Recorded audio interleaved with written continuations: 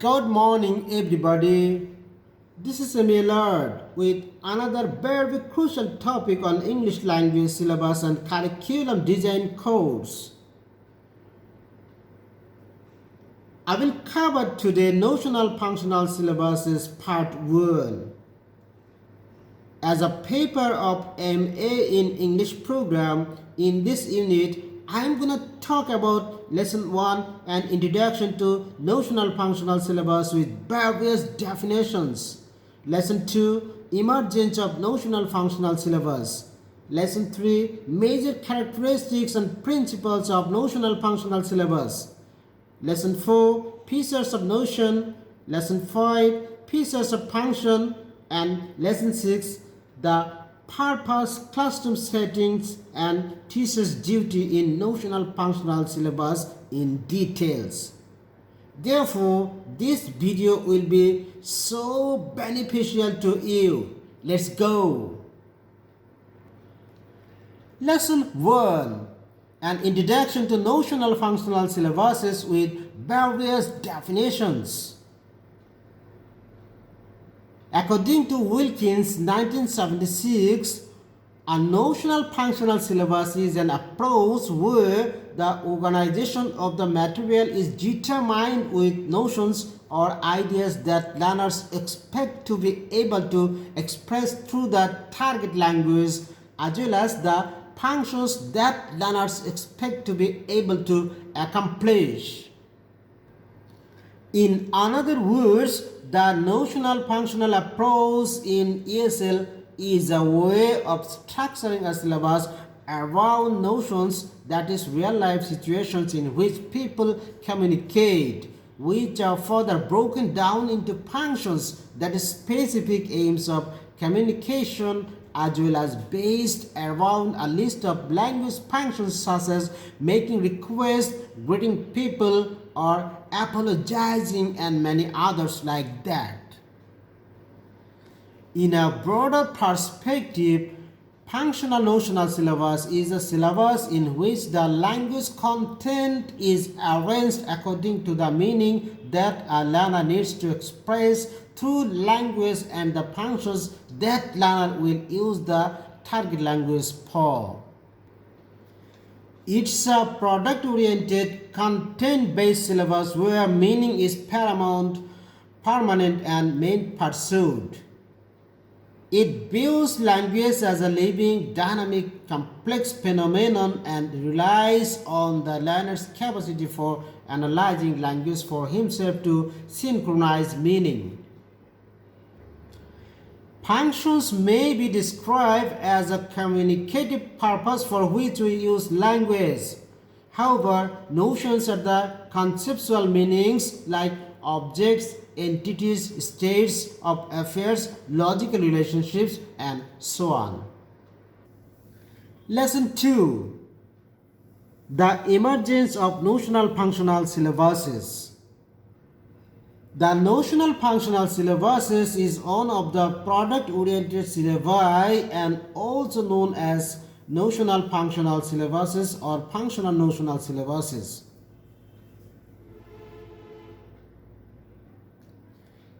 It's a proposal for the teaching of foreign language was first created and brought by a British linguist D.A. Wilkins in 1972.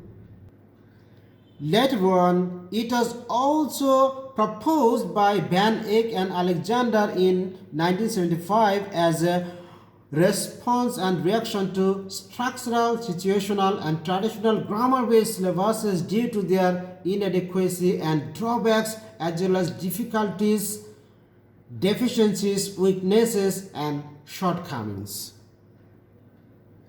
Lesson 3. Major characteristics and principles of notional-functional syllabuses.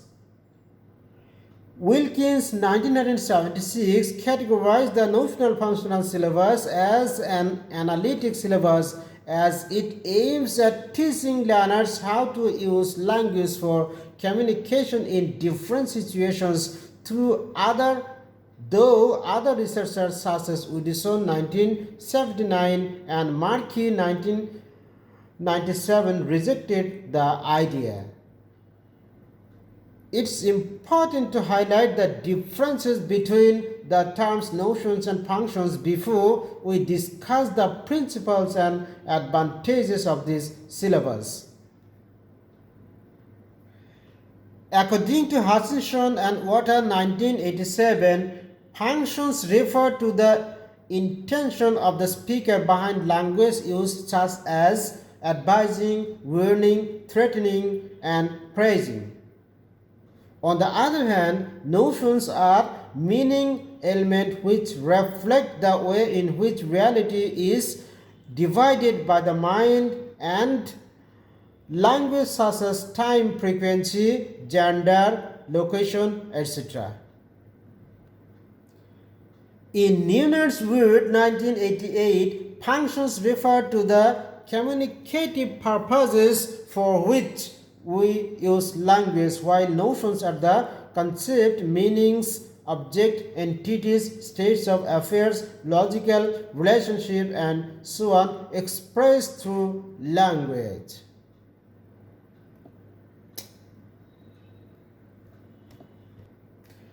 Notional-Functional Syllabus emphasizes fluency rather than accuracy, and in this respect, John Manby 1812 to 1892 opines that if we can gain fluency in a language, we will also be able to acquire accuracy gradually.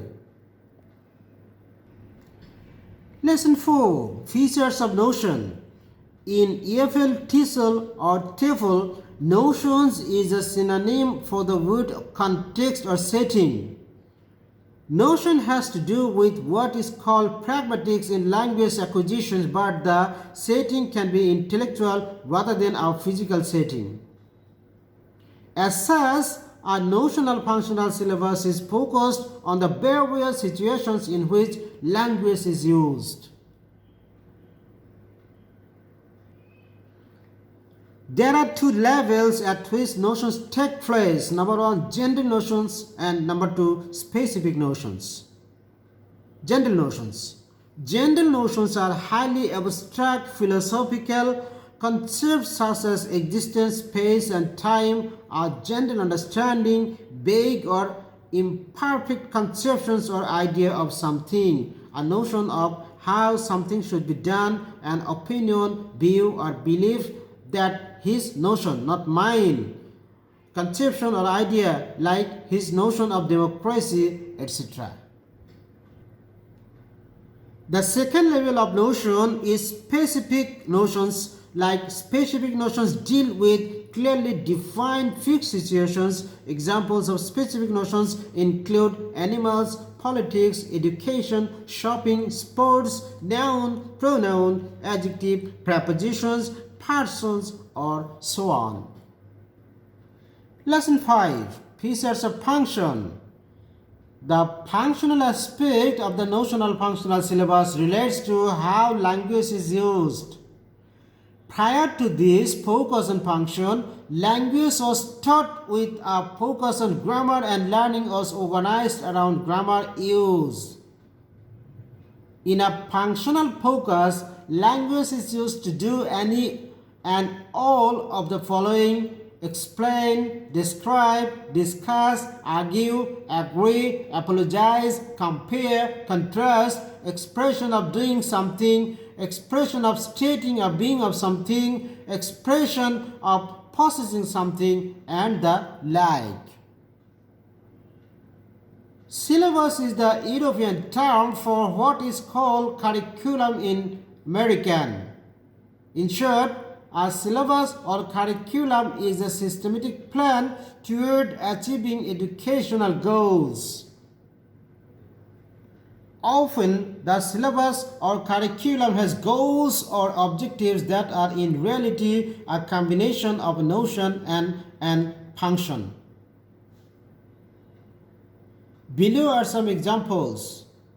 The brackets indicated what the preceding phrase is, whether it's a function or a notion. Number 1, introduce self to other people. Here, introduce self is function and to other people is notion. Number 2, ask for information at a bank.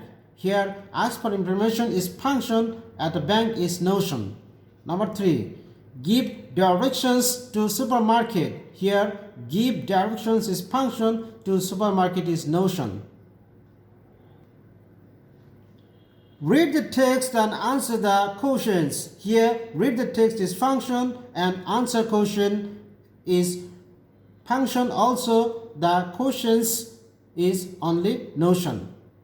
Some beautiful birds are flying and chirping in the sky. In this sentence, some beautiful birds are notion, are flying function, and chirping also function. In the blue sky is notion. From the examples, it's clear that you can have function with the notion or function alone, or several functions with the notion, or several functions and several notions together. Without getting too much technical, there is endless potential in designing a syllabus or curriculum with this framework in mind. The Notional-Functional Syllabus therefore stresses the communicative purposes and conceptual meaning of language. In this regard, Wilkins' 1976 notes, I quote, "It takes the desired communicative capacity as the starting point," unquote, as its main concern is the meaning which emerges from the context in which language is used, not from a set of isolated words. Lesson 6. The purpose, classroom setting, and teacher's duty in notional-functional approach. Functional notional approach aims at developing communicative competence regarding linguistics, social linguistics, strategies, discourse, and pragmatic perspectives. Notions means a conception of or belief about something, an impulse or desire, especially on of a whimsical kind, while function deals with an activity that is natural or to the purpose of a person or thing. From the foreign considerations, we are able to paint a picture of the kind of situation where a notional-functional syllabus delivered through a communicative teaching approach would be suitable for and beneficial to the learners. In teaching language, the functional notional approach to language helps the teacher to identify the needs of the learner and analyze the needs in order to draw the syllabus. Besides that, also to teach the purpose of space. It's a learner-centered classroom setting where teachers act as a facilitator and guide at the learner's side, as we see in communicative language teaching approach, instead of being a sage on stage as is found in traditional method of language teaching classrooms. In notional-functional approaches, teachers adopt the total physical response approaches as well as skill-based approaches and use target language with the learners. It suggests round or oval-shaped large table or face-to-face setting arrangement instead of fixed row. In the classroom, learners arrange demo and artificial notions and functions like buying a dress at a shopping mall, opening a bank account, getting at the airport, talking to the air hostess at the railway station, buying groceries, talking to doctor, booking a hotel, and many others like that.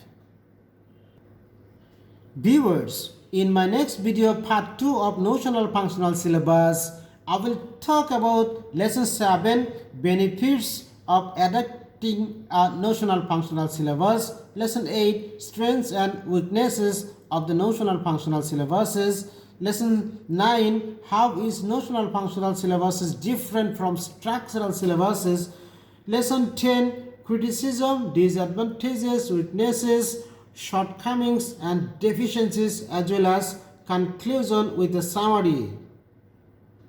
You are most welcome to enjoy the part 2 of Notional-Functional Syllabuses. Thank you.